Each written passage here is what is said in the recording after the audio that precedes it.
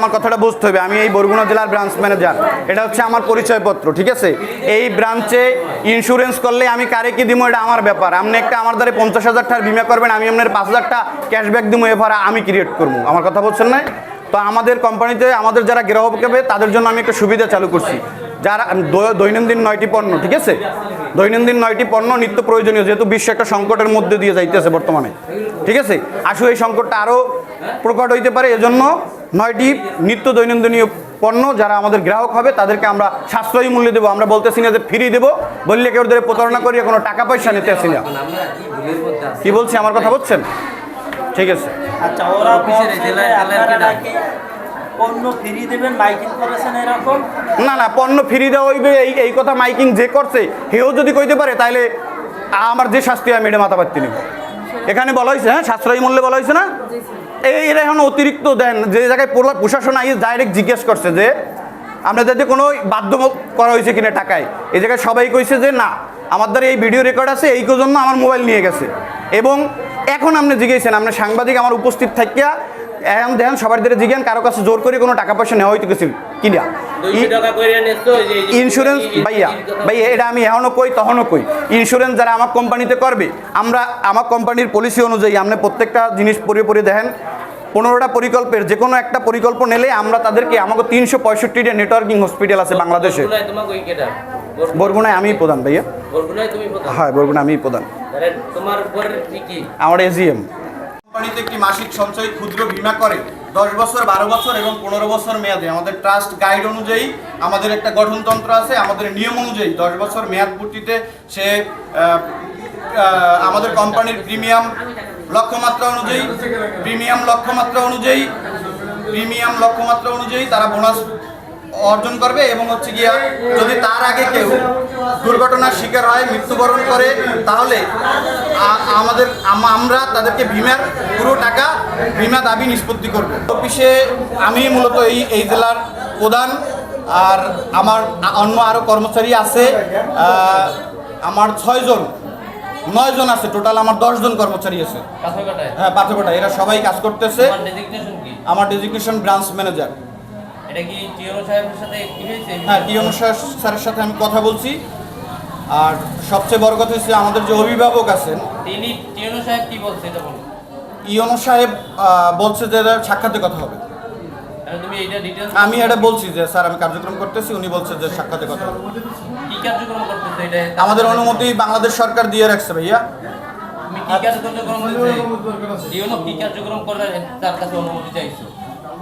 আমরা বিমা ইন্স্যুরেন্সের কার্যক্রমের জন্যই সরাসরি অনুমতি চেয়েছি। আমি তাহলে বলছি যে আপনি আসার আরও 2-1 মাস আগে আমরা এই ব্রাঞ্চ এখানে আসছে, এখানে জানুয়ারি মাস থেকে চলতে আছে।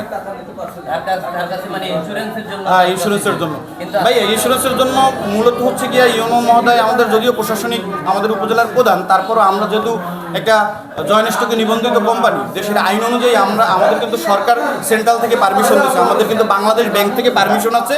এই যে আমাদের বাংলাদেশ ব্যাংক থেকে আপনার আইডিআরে দ্বারা বিমা নিয়ন্ত্রিত হয়, বিমা কিন্তু সরাসরি সরকার নিয়ন্ত্রণ করে। বিমা আমাদের কোম্পানির যে সিও, আমাদের কোম্পানির সিও স্যারকে কিন্তু সরাসরি রাষ্ট্রপতি নিয়োগ দেয়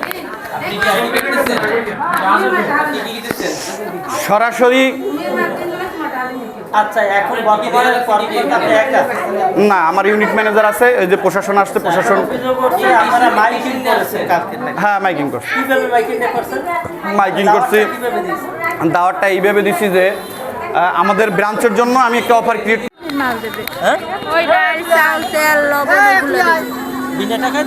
না, হ্যাঁ, কিছু বলে না, বলছে যে ওই অর্ধেক দামে দেবে, অর্ধেক দামে না দেয় না। আজকে আর কি নাম নিতে আছে, ছবি, ভোটার আইডি কার্ডের ফটোকপি, এগুলো। আর আমরা এই জায়গায় শুনি যে ডিপিএস করবে মাসে 200 টাকা করে। আচ্ছা ভাই, আসলে বিষয়টি হলো এখানে 200 টাকা নেওয়া হচ্ছে, আর আইডি কার্ডের ফটোকপি এবং আপনার এই ভোটার আইডি কার্ড এবং 2 কপি ছবি, আর নগদ 200 টাকা। কী যেন করবে আমরা জানি না। আমি কালমেঘা ইউনিয়ন চালক দলের পক্ষ থেকে, আসলে আমি চালক দলের সভাপতি ছিলাম, আমি জানার পরে আমি এখানে আসছি, এখানে আসে দেখি এই সুমন ভাই আরও 2-3টা মনে করেন মেয়ে ছিল, ওরা এই কাগজপাতি নিতেছে এবং টাকা নিতেছে। বিশেষ করে আমার বাড়ি থেকেও কিছু কাগজ আসছে, সেই কাগজগুলো আমি আসলে নিতে আসছি এখানে। আজকে কি দেখলেন এই নেওয়ার পর? তো লাইভে দেখে এখানে আসে তো কাম সব হয়ে গেছে।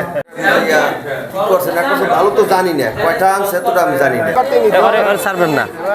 আজকে এই সকালবেলা এখানে আইসা দেখতেছি এই সাধারণ যারা নিম্ন আয়ের মানুষ, মানে তারা তো কিছু একটা শুনলেই যে সরকারি অনুদান বা এইসব কিছু, তাদের কি মানে এরা নাকি গ্রাম পর্যায়ে মাইকিং করছে, সুলভ মূল্যে পণ্য দেওয়া হবে। হয়তো তারা ভাবছে যে সরকারি কোনো কিছু হইতে পারে, তাদের আইডি কার্ড নিয়ে আসতে বলছে, ডকুমেন্টসগুলো নিয়ে আসতে বলছে।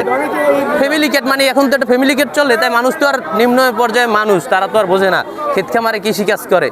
এদেরকে আইনে মানে আইডি কার্ড নিচ্ছে, নিয়ে এঙ্গেজ করে মানে কি সুলভ মূল্যে দেবে বললে এই তাদের অনেক আর কি আছে এইখানে, তাদের অনেক সিস্টেম আছে। মানে মানুষ আগে আর কি এঙ্গেজ করে তারপর তারা অফার করে 200 টাকা জমা দিতে হইবে, লাইফ ইন্স্যুরেন্স, এটা দিয়ে আবার ক্ষতিপূরণ পাইবে বিভিন্ন কিছু। এটার নাম হয়েছে trust Islamic life insurance limited. এইটা নাকি এখন তারা ন্যায্য মূল্যে পণ্য দেবে। এই কোম্পানির কি কাজ ন্যায্য মূল্যে পণ্য দেওয়ার? এই মানুষ যারা বোঝে না দেখেন